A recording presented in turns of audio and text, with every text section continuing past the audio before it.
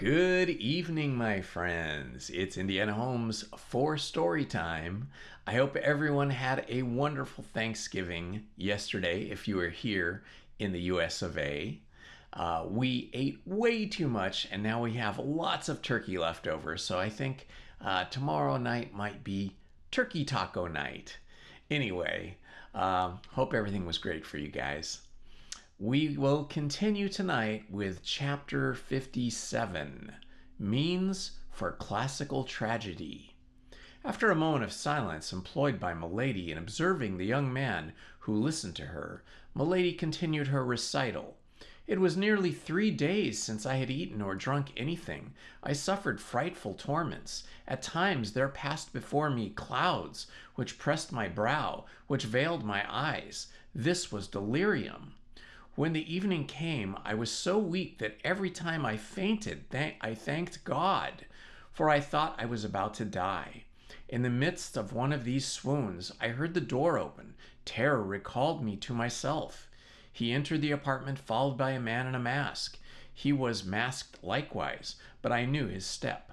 I knew his voice. I knew him by that imposing bearing which hell has bestowed upon his person for the curse of humanity. Well, said he to me, have you made your mind up to take the oath I requested of you? You have said Puritans have but one word. Mine you have heard, and that is to pursue you on earth to the tribunal of men, in heaven to the tribunal of God. You persist then. I swear it before God who hears me, I will take the whole world as a witness of your crime, and that until I have found an avenger. You are a prostitute, said he, in a voice of thunder, and you shall undergo the punishment of prostitutes, branded in the eyes of the world you invoke. Try to prove to that world that you are neither guilty nor mad. Then, addressing the man who accompanied him, executioner, said he, do your duty. Oh, his name, cried Felton, his name. Tell it to me. Then, in spite of my cries, in spite of my resistance, for I began to comprehend that there was a question of something worse than death, the executioner seized me, threw me on the floor, fastened me with his bonds, and suffocated by sobs, almost without sense, invoking God, who did not listen to me, I uttered all at once a frightful cry of pain and shame. A burning fire, a red-hot iron, the iron of the executioner, was imprinted on my shoulder. Felton uttered a groan. Here, said Milady, rising with the majesty of a queen, here, Felton, behold the new martyrdom invented for a pure young girl, the victim of the brutality of a villain. Learn to know the heart of men, and henceforth make yourself less easily the instrument of their unjust vengeance. Milady, with a rapid gesture, opened her robe, tore the cambric that covered her bosom, and, red with feigned anger and simulated shame, showed the young man the ineffaceable impression which dishonored that beautiful shoulder. But, cried Felton, that is a fleur-de-lis which I see there. And therein consisted the infamy, replied Milady, the brand of England. It would be necessary to prove what tribunal had imposed it upon me, and I would have made public an appeal to all tribunals of the kingdom. But the brand of France, oh, by that I was branded indeed. This was too much for Felton. Pale, motionless, overwhelmed by this frightful revelation, dazzled by the superhuman beauty of this woman, who unveiled herself before him with an immodesty which appeared to him sublime, he ended by falling on his knees before her, as the early Christians did before those pure and holy martyrs whom the persecution of the emperors gave up in the circus to the sanguinary sensuality of the populace. The brand disappeared. The beauty alone remained. Pardon, pardon, cried Felton. Oh, pardon. Milady read his eyes. Love, love. Pardon for what? Asked she. Pardon me for having joined with your persecutors. Milady held out her hand to him. So beautiful, so young, cried Felton, covering that hand with his kisses. Milady alone. Milady let one of those looks fall upon him which make a slave a king. Felton was a Puritan. He abandoned the hand of this woman to kiss her feet. He no longer loved her, he adored her. When the crisis was past, when Milady appeared to have resumed her self-possession, which she had never lost, when Felton had seen her recover with the veil of chastity those treasures of love which were only concealed from him to make him desire them more ardently, he said, "Ah, now, I have only one thing to ask of you, that is, the name of your executioner. For to me there is but one, the other was an instrument, that is all." "What, brother?" cried Milady. "Must I name him again? Have you not yet divined who he is?" "What?" cried Felton. "He again? He, always he? What? The truly guilty?" "The truly guilty," said Milady, "is the ravager of England, the persecutor of true believers, the base ravisher of the honor of so many women, he who, to satisfy a caprice of his corrupt heart, is about to make England shed so much blood, who protects the Protestants today and will betray them tomorrow." "Buckingham? It is, then, Buckingham?" cried Felton, in a high state of excitement. Milady concealed her face in her hands, as if she could not endure the shame which this name recalled to her. "Buckingham, the executioner of this angelic creature?" cried Felton. "And thou hast not hurled thy thunder at him? And my God!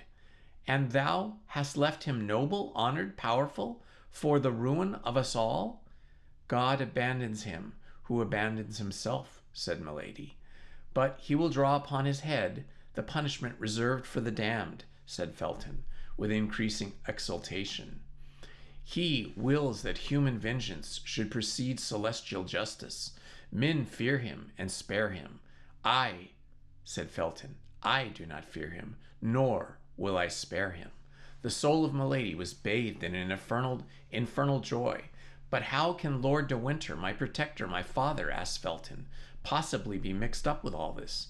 "Listen, Felton," resumed Milady, "for by the side of base and contemptible men there are often found great and generous natures. I had an affianced husband, a man whom I loved, and who loved me, a heart like yours, Felton, a man like you. I went to him and told him all. He knew me, that man did, and did not doubt me an instant. He was a nobleman, a man equal to Buckingham in every respect. He said nothing. He only girded on his sword, wrapped himself in his cloak, and went straight to Buckingham Palace." "Yes, yes," said Felton, "I understand how he would act. But with such men it is not the sword that should be employed, it is the poniard." Buckingham had left England the day before, sent as ambassador to Spain to demand the hand of the Infanta for King Charles I, who was then only Prince of Wales. My affianced husband returned. "Hear me," said he, "this man has gone, and for the moment has consequently escaped my vengeance. But let us be united, as we were to have been, and then leave it to Lord de Winter to maintain his honor and that of his wife." "Lord de Winter!" cried Felton. "Yes," said Milady, "Lord de Winter. And now you can understand it all, can you not? Buckingham remained nearly a year absent. A week before his return, Lord de Winter died, leaving me his sole heir. Whence came the blow? God, who knows all, knows without doubt. But as for me, I accuse nobody." "Oh, what an abyss! What an abyss!" cried Felton. "Lord de Winter died without revealing anything to his brother. The terrible secret was to be concealed till it burst, like a clap of thunder, over the head of the guilty. Your protector had seen with pain this marriage of his elder brother with a potionless girl. I was sensible that I could not look for no support from a man disappointed in his hopes of an inheritance. I went to France with a determination to remain there for the rest of my life, but all my fortune is in England. Communication being closed by the war, I was in want of everything. I was then obliged to come back again. 6 days ago I landed at Portsmouth. Well, said Felton. Well, Buckingham heard by some means, no doubt, of my return. He spoke of me to Lord de Winter, already prejudiced against me, and told him that my sister-in-law was a prostitute, a branded woman. The noble and pure voice of my husband was no longer here to defend me. Lord de Winter believed all that was told to him, and so much more, ease that it was in his interest to believe it. He caused me to be arrested, had me conducted hither, and placed me under your guard. You know the rest. The day after tomorrow he banishes me, he transports me. The day after tomorrow he exiles me among the infamous. Oh, the train is well laid. The plot is clever. My honor will not survive it. You see then, Felton, I cannot do anything but die. Felton, give me that knife. And at these words, as if all her strength was exhausted, Milady sank, weak and languishing, into the arms of the young officer, who, intoxicated with love, anger, and voluptuous sensations hitherto unknown, received her with transport, pressed her against his heart, all trembling at the breath from that charming mouth, bewildered by the contact with that palpitating bosom. No, no, said he, no, you shall live honored and pure. You shall live to triumph over your enemies. Milady put him from her slowly with her hand, while drawing him nearer with her look, but Felton in his turn embraced her more closely, imploring her like a divinity. "Oh, death, death," said she, lowering her voice and her eyelids. "Oh, death rather than shame. Felton, my brother, my friend, I conjure you." "No," cried Felton, "no, you shall live, and you shall be avenged. Felton, I bring misfortune to all who surround me, Felton. Felton, abandon me. Felton, let me die." "Well, then, we will live and die together," cried he, pressing his lips to those of his prisoner. Several strokes resounded on the door. This time Milady really pushed him away from her. "Hark!" said she. "We have been overheard. Someone is coming. All is over. We are lost." "No," said Felton, "it is only the sentinel, warning me that they are about to change the guard." "Then run to the door and open it yourself." Felton obeyed. This woman was now his whole thought, his whole soul. He found himself face to face with a sergeant commanding a watch patrol. "Well, what is the matter?" asked the young lieutenant. "You told me to open the door if I heard anyone cry out," said the soldier. "But you forgot to leave me the key. I heard you cry out without understanding what you said. I tried to open the door, but it was locked inside. Then I called the sergeant. And I am here," said the sergeant. Felton, quite bewildered, almost mad, stood speechless. Milady plainly perceived that it was now her turn to take part in the scene. She ran to the table, and seizing the knife which Felton had laid down, exclaimed, "And by what right will you prevent me from dying?" "Great God!" exclaimed Felton, on seeing the knife glitter in her hand. At that moment a burst of ironical laughter resounded throughout the corridor. The Baron, attracted by the noise, in his chamber gown, his sword under his arm, stood in the doorway. "Ah!" said he, "here we are, at last, act of the tragedy. You see, Felton, the drama has gone through all the phases I named, but be easy, no blood will flow." Milady perceived that all was lost unless she gave Felton an immediate and terrible proof of her courage. "You are mistaken, my lord. Blood will flow, and may that blood fall back on those who cause it to flow." Felton uttered a cry and rushed toward her. He was too late. Milady had stabbed herself, but the knife had, fortunately, we ought to say skillfully, come in contact with the steel busk, which, at that period, like a cuirass, defended the chest of women. It had glided down it, tearing the robe, and had penetrated slantingly between the flesh and the ribs. Milady's robe was not the less stained with blood in a second. Milady fell down and seemed to be in a swoon. Felton snatched away the knife. "See, my lord," said he, in a deep, gloomy tone, "here is a woman who was under my guard and who has killed herself." "Be at ease, Felton," said Lord de Winter. "She is not dead. Demons do not die so easily. Be tranquil, and go wait for me in my chamber." "But, my lord—" "Go, sir, I command you." At this injunction from his superior, Felton obeyed, but in going out he put the knife into his bosom. As to Lord de Winter, he contented himself with calling the woman who waited on Milady, and when she was come, he recommended the prisoner, who was still fainting, to her care, and left them alone. Meanwhile, all things considered, and notwithstanding his suspicions, as the wound might be serious, he immediately sent off a mounted man to find a physician. Chapter 58. Escape. As Lord de Winter had thought, Milady's wound was not dangerous. So soon as was she left alone with the woman whom the Baron had summoned to her assistance, she opened her eyes. It was, however, necessary to affect weakness and pain, not a very difficult task, so finished an actress as Milady. Thus the poor woman was completely the dupe of the prisoner, whom, notwithstanding her hints, she persisted in watching all night. But the presence of this woman did not prevent Milady from thinking. There was no longer a doubt that Felton was convinced. Felton was hers. If an angel appeared to that young man as an accuser of Milady, he would take him, in the mental disposition in which he now found himself, for a messenger sent by the devil.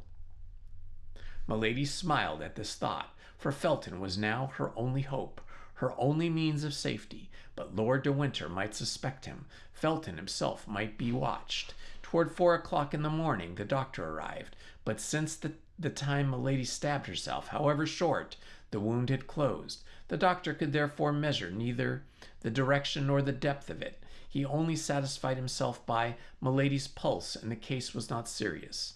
In the morning, Milady, under the pretext that she had not slept well in the night and wanted rest, sent away the woman who attended her. She had one hope, which was that Felton would appear at breakfast hour, but Felton did not come. Were her fears realized? Was Felton, suspected by the Baron, about to fail her at the decisive moment? She had only 1 day left. Lord de Winter had announced her embarkation for the 23rd, and it was now the morning of the 22nd. Nevertheless, she waited patiently till the hour for dinner. Although she had eaten nothing in the morning, the dinner was brought in the usual time. Milady then perceived with terror that the uniform of the soldiers who guarded her was changed. Then she ventured to ask what had become of Felton. She was told that he had left the castle an hour before on horseback. She inquired if the Baron was still in the castle. The soldier replied he was, and that he had given orders to be informed if the prisoner wished to speak with him. Milady replied that she was too weak at present, and that her only desire was to be left alone. The soldier went out, leaving the dinner served. Felton was sent away. The marines were removed. Felton was then mistrusted. This was the last blow to the prisoner. Left alone, she rose. The bed, which she had kept from prudence, and which they might believe her seriously wounded, burned her like a bed of fire. She cast a glance at the door. The Baron had a plank nailed over the grating.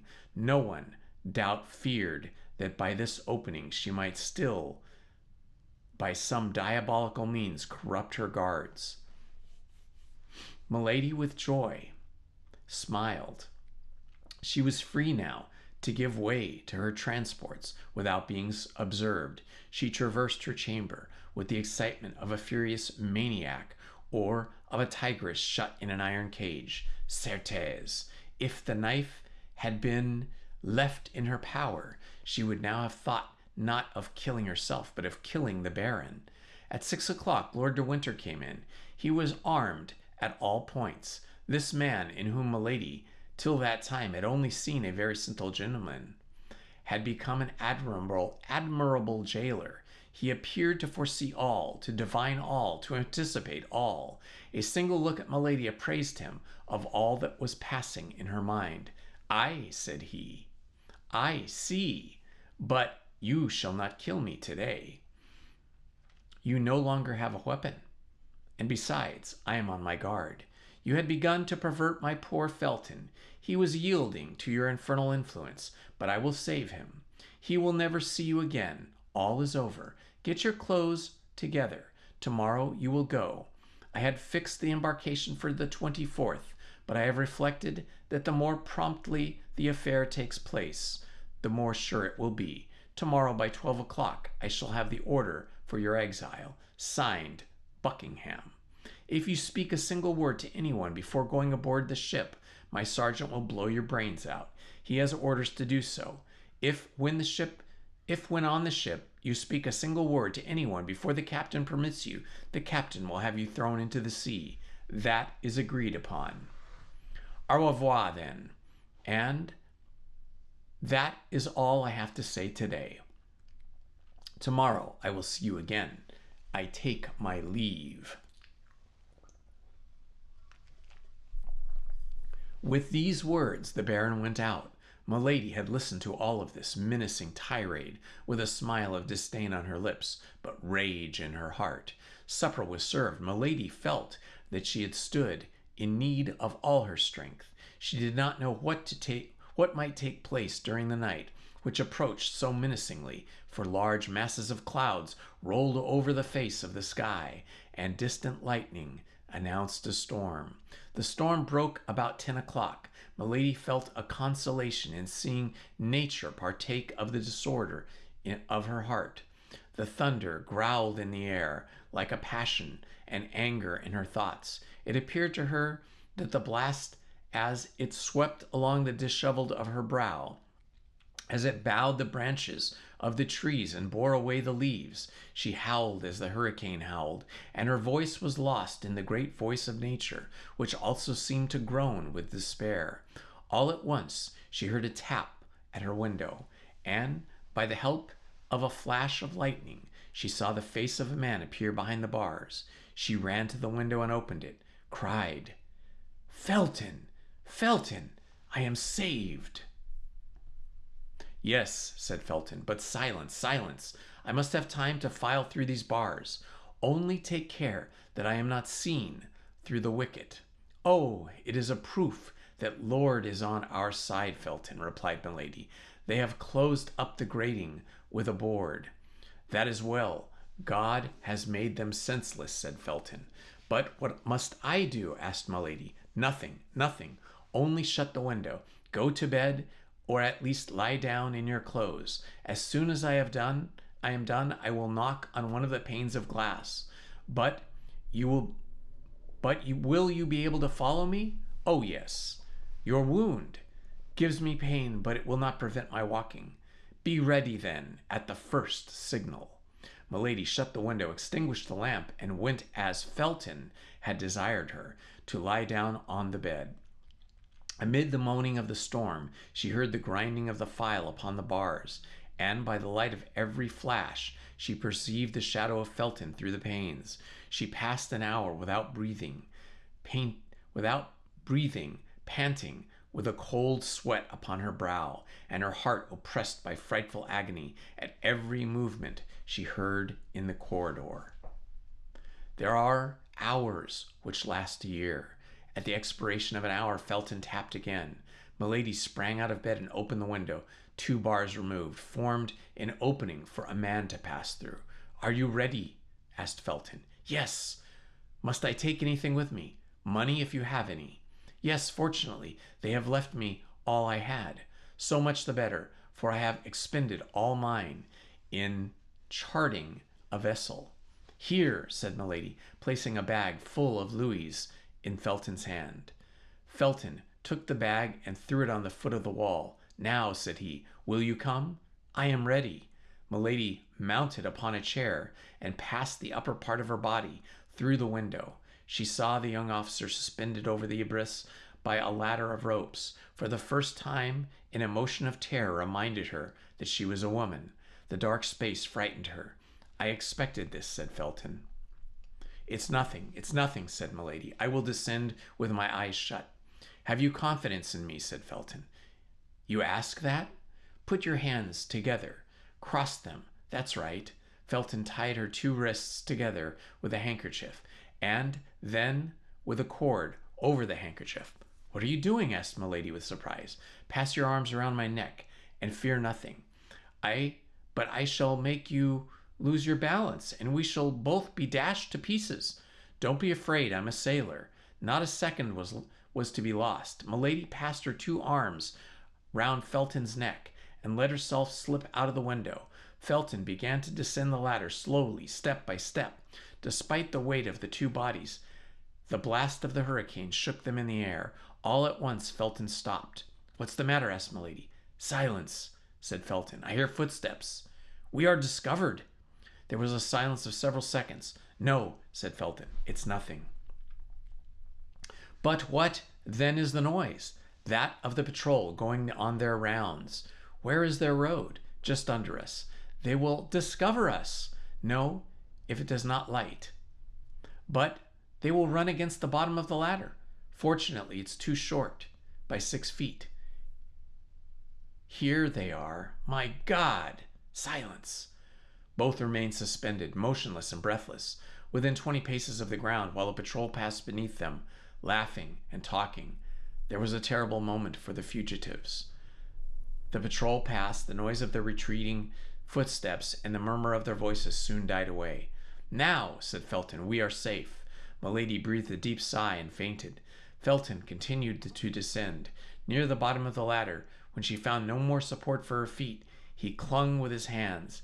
At length arrived at the step, let himself hang by the strength of his wrists, and touched the ground. He stooped down, picked up the bag of money, and placed it between his teeth.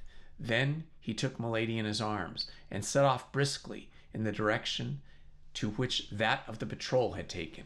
He soon left the pathway of the patrol and descended across the rocks, and then arrived at the edge of the sea. A similar signal. He then whistled, and a similar signal replied to him. And 5 minutes after, a boat appeared, rowed by 4 men. The boat approached as near as it could to the shore, but there was not depth enough for the water for it to touch the land. Felton walked into the sea up to his middle, being unwilling to trust his precious burden to anybody. Fortunately, the storm began to subside, but still the sea was disturbed. The little boat bounded over the waves like a nutshell. To the sloop, said Felton, and row quickly. The 4 men bent their oars, but the sea was too high to let them get much hold of it. However, they left the castle behind. That was the principal thing. The night was extremely dark. It was almost impossible to see the shore from the boat. They would be, therefore, less likely to see the boat from the shore. A black point floated on the sea. That was the sloop. While the boat was advancing, with all the speed its 4 rowers could give it, Felton untied the cord, and then let the handkerchief which bound Milady's hands together fall. When Milady's hands were loosened, she took some sea water and sprinkled it over her face. Milady breathed a sigh and opened her eyes. "Where am I?" said she. "Saved," replied the young officer. "Oh, saved, saved," cried she. "Yes, there is the sky, here is the sea, and I breathe air of liberty. Ah, thanks, Felton, thanks." The young man pressed her to his heart. "But what is the matter with my hands?" asked Milady. "It seems as if my wrists have been crushed in a vice." Milady held out her arms. Her wrists were bruised. "Alas," said Felton, looking at those beautiful hands and shaking his head sorrowfully. "Oh, it's nothing," cried Milady. "I remember now." Milady looked around her, as if in search of something. "It is there," said Felton, touching the bag of money with his foot. They drew near the sloop. A sailor on the watch hailed the boat, and the boat replied. "What vessel is that?" asked Milady. "The one I have hired for you." "Where will it take me?" where you please, after you have put me on shore at Portsmouth." "What are you going to do in Portsmouth?" asked Milady. "Accomplish the orders of Lord de Winter," said Felton, with a gloomy smile. "What orders?" asked Milady. "You do not understand," asked Felton. "No, explain yourself, I beg." "As he mistrusted me, he determined to guard you himself, and sent me in his place to get Buckingham to sign the order for your transportation. But if he mistrusted you, how could he confide such an order to you? How could I know what I was the bearer of?" "That's true. And you are going to Portsmouth?" "I have no time to lose. Tomorrow is the 23rd, and Buckingham sets sail tomorrow with his fleet." "He sets sail tomorrow? Wherefore?" "For La Rochelle." "He need not sail," cried Milady, forgetting her usual presence of mind. "Be satisfied," replied Felton. "He will not sail." Milady started with joy. She could read to the depths of the heart of this young man. The death of Buckingham was written there, all full length. "Felton," cried she, "you are as great as Judas Maccabeus. If you die, I will die with you, and that is all I can say to you." "Silence," cried Felton. "We are here." In fact, they touched the sloop. Felton mounted the ladder first, and gave his hand to Milady, while the sailor supported her, for the sea was still much agitated. An instant after they were on deck, "Captain," said the Felton, "this is the person whom I spoke to you, and whom you must convey safe and sound to France." "For 1,000 pistoles," said the captain. "I have paid you 500 of them." "That is correct," said the captain. "And here are the other 500, replied Milady, placing her hand upon a bag of gold. "No," said the captain, "I make but one bargain, and I have agreed with this young man that the other 500 shall not be due to me till we arrive at Boulogne." "And shall we arrive there?"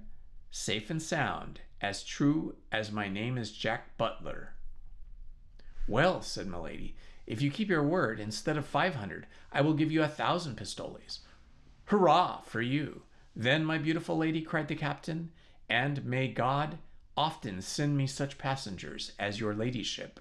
Meanwhile," said Felton, "convey me to the little bay of... You know, it was agreed you should put it in there." The captain replied by ordering the necessary maneuvers, and towards 7 o'clock in the morning the little vessel cast anchor in the bay that had been named.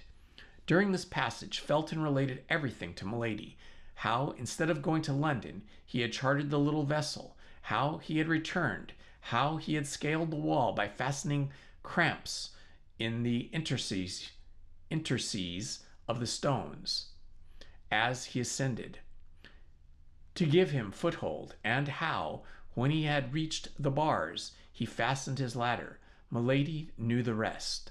On her side, Milady tried to encourage Felton to his project, but at the first words which issued from her mouth, she plainly saw that the young fanatic stood more in need of being moderated than urged. It was agreed that Milady should wait for Felton till 10 o'clock. If he did not return by 10 o'clock, she was to sail. In that case, and supposing he was at liberty, he was to rejoin her in France at the convent of the Carmelites of Bethune. Chapter 59. What took place at Portsmouth, August 23rd, 1628.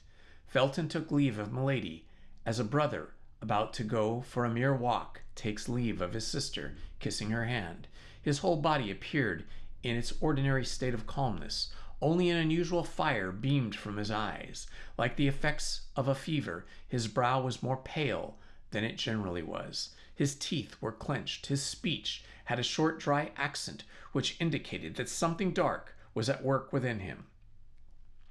As long as he remained in the boat which conveyed him to the land, he kept his face toward Milady, who, standing on the deck, followed him with her eyes. Both were free from the fear of pursuit. Nobody ever came into Milady's apartment before 9 o'clock, and it would require 3 hours to go from the castle to London. Felton jumped on shore, climbed the little ascent which led her to the top of the cliff, saluted Milady a last time, and took his course toward the city. At the end of 100 paces, the ground began to decline, and he could only see the mast of the sloop. He immediately ran in the direction of Portsmouth, which he saw at nearly half a league before him, standing out in the haze of the morning, with its houses and towers. Beyond Portsmouth, the sea was covered with vessels, whose masts, like forest poplars, despoiled by the winter, bent with each breath of the wind. Felton, in his rapid walk, renewed his mind with all the accusations against the favorite of James I and Charles I, furnished by 2 years of premature meditation and a long sojourn among the Puritans. When he compared the public crimes of the minister, startling crimes, European crimes, if so may we say, with the private and unknown crimes with which Milady had charged him, Felton found that the more culpable of the 2 men which formed the character of Buckingham was the one of whom the public knew not the life. This was because his love, so strange, so new, so ardent, made him view the infamous and the imaginary accusations of Milady de Winter as though a magnifying glass had seen it. One views as frightful monsters, atoms, in reality imperceptible by the side of an ant.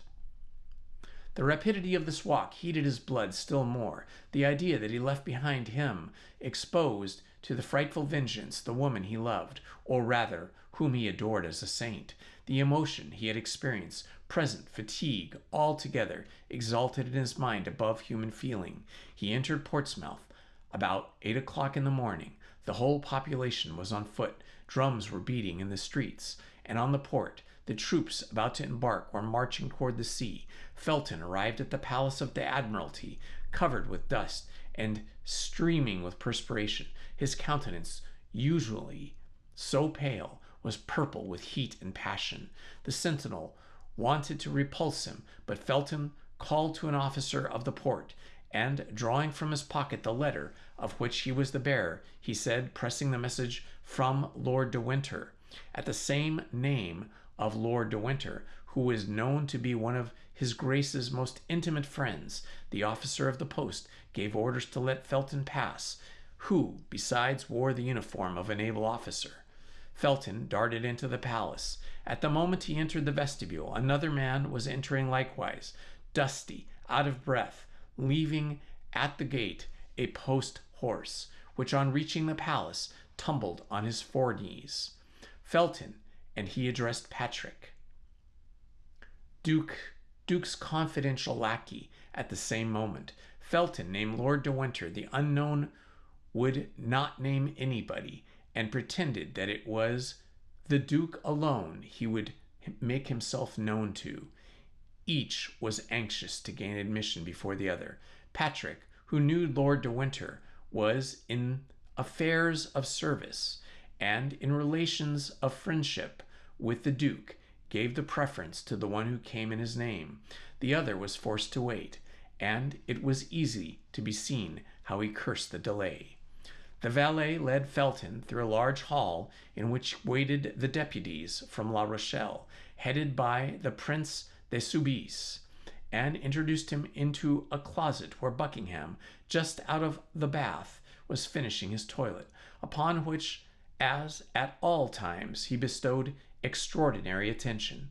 "Lieutenant Felton, from Lord de Winter," said Patrick.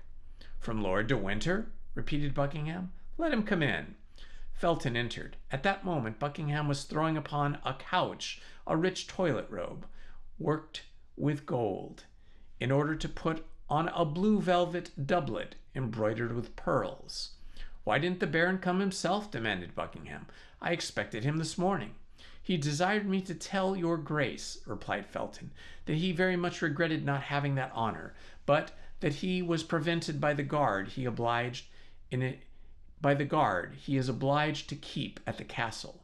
Yes, I know that, but, said Buckingham, he has a prisoner. It is of that prisoner that I wish to speak to your grace, replied Felton. Well, then, speak. That which I have to say of her can only be heard by yourself, my lord. Leave us, Patrick, said Buckingham, but remain within sound of the bell. I shall call you presently. Patrick went out. We are alone, sir, said Buckingham. Speak. My lord, said Felton, the Baron de Winter wrote to you the other day to request you sign an order of embarkation of a relative to a young woman named Charlotte Backson. Yes, sir, and I answered him to bring or send me that order, and I would sign it. Here it is, my lord. Give it to me, said the Duke. And taking it from Felton, he cast a rapid glance over the paper, and perceiving that it was the one that had been mentioned to him, he placed it on the table, took a pen, and preparing to sign it. Pardon, my lord, said Felton, stopping the Duke, but does your grace know that the name Charlotte Backson is not the true name of the young woman? Yes, sir, I know it, replied the Duke, dipping the quill in the ink. Then your grace knows her real name? Asked Felton, in a sharp tone. I know it.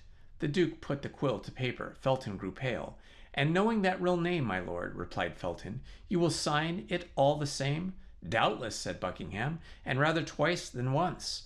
I cannot believe, continued Felton, in a voice that became more sharp than rough, that your grace knows that it is to Milady de Winter this relates. I know it perfectly, although I am astonished that you know it. And will your grace sign that order without remorse? Buckingham looked at the young man haughtily. Do you know, sir, that you are asking me very strange questions, and that I am very foolish to answer them? Reply to them, my lord, said Felton. The circumstances are more serious than you perhaps believe. Buckingham reflected that the young man, coming from Lord de Winter, undoubtedly spoke in his name, and softened. Without remorse, said he, the Baron knows as well as myself that Milady de Winter is a very guilty woman, and it is treating her very favorably to commute her punishment to transportation. The Duke put his pen to the paper. You will not sign that order, my lord, said Felton, making a step toward the Duke. I will not sign this order, and why not? Because you will look into yourself, and you will do justice to the lady.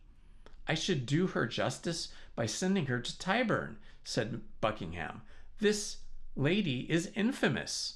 My lord, Milady de Winter is an angel. You know that she is, and I demand her liberty of you. Bah! You are mad to talk to me of thus, said Buckingham. My lord, excuse me, I speak as I can. I restrain myself. But, my lord, think of what you're about to do, and beware of going too far. What do you say? God pardon me, cried Buckingham. I really think he threatens me. No, my lord, I still plead, and I say to you, one drop of water suffices to make the full vase flow. One slight fault may draw down punishment upon the head spared, despite many crimes. Mr. Felton, said Buckingham, you will withdraw and place yourself at once under arrest. You will hear me to the end, my lord. You have seduced this young girl. You have outraged, defiled her. Repair your crimes toward her. Let her go free, and I will exact nothing else from you. You will exact? Said Buckingham, looking at Felton with astonishment, the dwelling upon each syllable of the 3 words he had pronounced.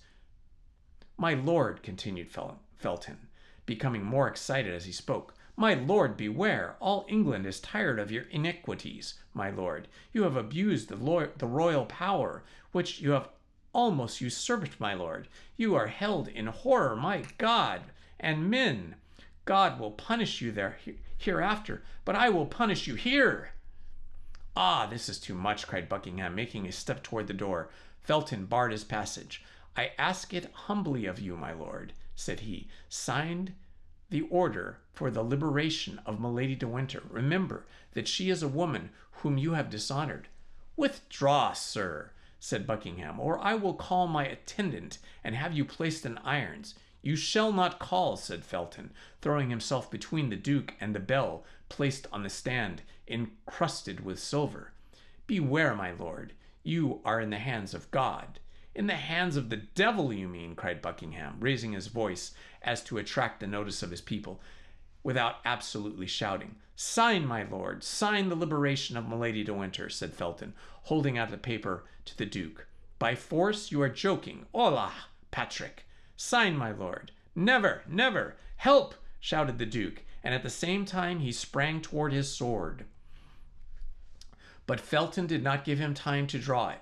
He held the knife with which Milady had stabbed herself, open in his bosom. In one bound he was upon the Duke. At that moment Patrick entered the room, crying, "A letter from France, my lord." "From France!" cried Buckingham, forgetting everything in thinking from whom the letter came. Felton took advantage of this moment and plunged the knife into his side to the handle. "Ah, traitor!" cried Buckingham. "You have killed me!" "Murder!" screamed Patrick.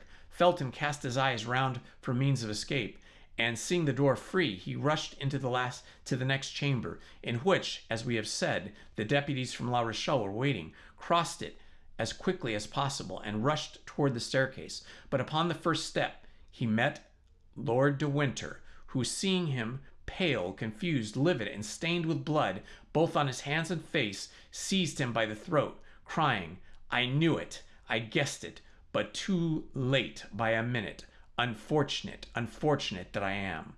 Felton made no resistance. Lord de Winter placed him in the hands of the guards, who led him, while waiting further orders, to a little terrace commanding the sea, and then the Baron hastened to the Duke's chamber.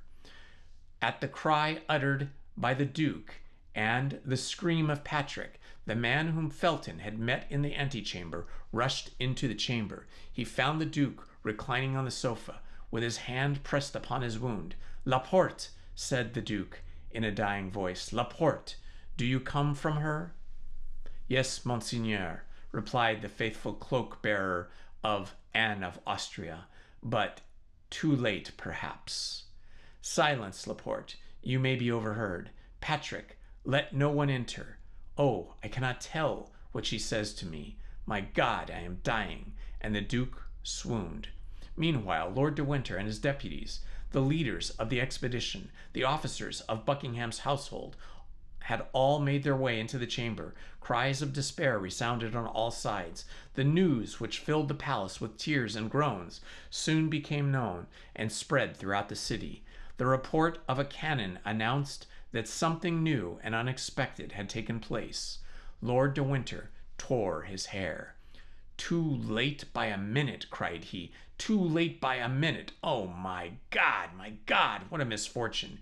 He had been informed at 7 o'clock in the morning that the rope ladder floated from one of the windows of the castle. He hastened to Milady's chamber, had found it empty, the window open and the bars filed, and had remembered the verbal caution D'Artagnan had transmitted to him by his messenger, had trembled for the Duke, and running to the stable without taking time to have a horse saddled, he jumped upon it first. The first one he found, had galloped off like the wind, and had alighted below in the courtyard, had ascended the stairs precipitously, and on the top step, we have said, had encountered Felton.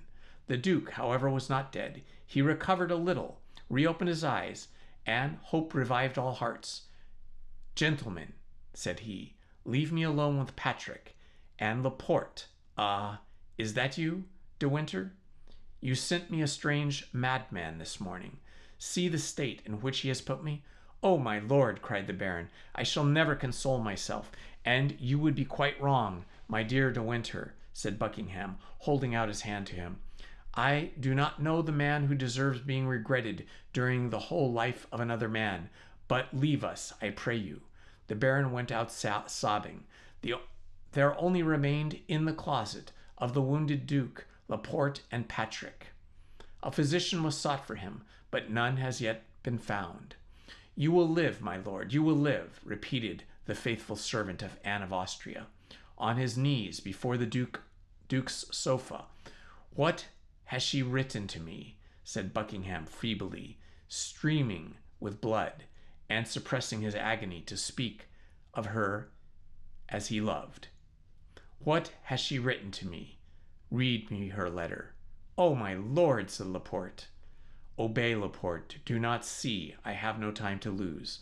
Laporte broke the seal and placed the paper before the eyes of the Duke, but Buckingham in vain tried to make out the writing. Read, said he. Read, I cannot see. Read then, for soon, perhaps, I shall not hear, and I shall die without knowing what she has written me. Laporte made no further objection and read, My lord, by that which I have known you, have suffered by you and for you, I conjure you, if you have any care for my repose, to countermand those great armaments which you are preparing against France, to put an end to a war of which it is publicly said religion is the most ostensible cause, and of which it is generally whispered your love for me is concealed cause. This war may not only bring great catastrophes upon England and France, but misfortune upon you, my lord, for which I should never console myself.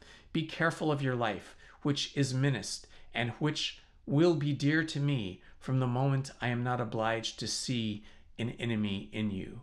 Affectionate, your affectionate Anne.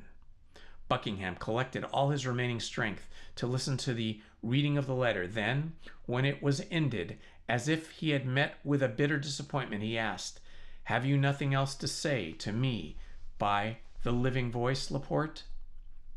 The Queen charged me to tell you to watch over yourself, for she had advice that your assassination would be attempted. And is that all? Is that all? Replied Buckingham impatiently. She likewise charged me to tell you that she still loved you. Ah, said Buckingham, God be praised, my death, then, will not be to her as the death of the stranger. Laporte burst into tears. Patrick, said the Duke, bring me the casket in which the diamond studs were kept. Patrick brought the object of desire, which Laporte recognized as having belonged to the Queen, now the scent bag of white satin, on which her cipher is embroidered in pearls. Patrick again obeyed. Here, Laporte, said Patrick. Here, Laporte, said Buckingham. These are the only tokens I ever received from her. This silver casket and these 2 letters. You will restore them to her Majesty, and as a last memorial, he looked round for some valuable object.